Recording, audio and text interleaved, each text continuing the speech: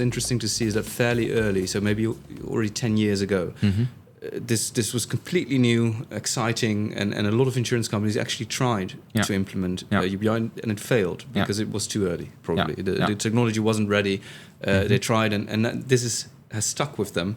So there's a lot of insurance companies still a little bit reluctant to try again because we've already done this. It's no use. It's no good. It doesn't work. And that is a threat. I agree. It's a little bit like the Nokia and Skoda, exactly.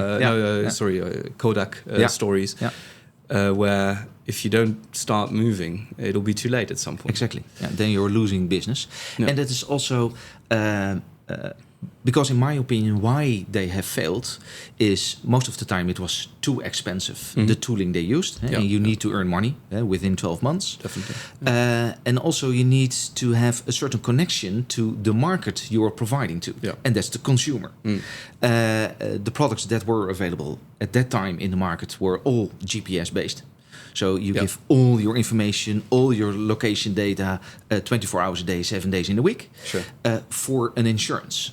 And that isn't comfortable for the end user. And in my opinion, if you have a product that is a perfect balance between, let's say, data and what you get in return, there is a basis that the consumer says, okay, I'm okay because I get something in return. My life is getting a little bit better.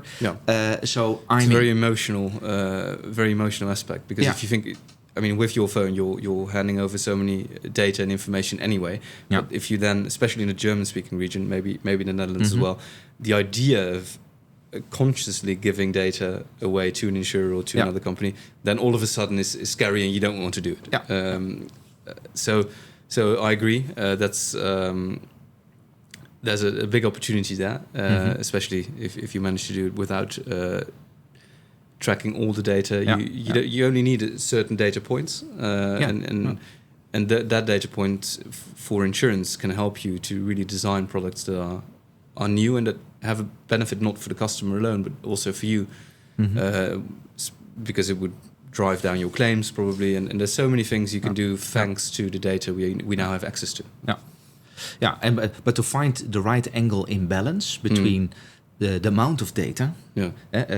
Sometimes we have the philosophy not big data is king, but less data is king, because you want to correct data and to gather as much data as possible isn't always the best way to approach because to move forward, because you have an end user who isn't comfortable, and then it will never be a success. And that's what I like about other companies entering the insurance world. They have an other mindset.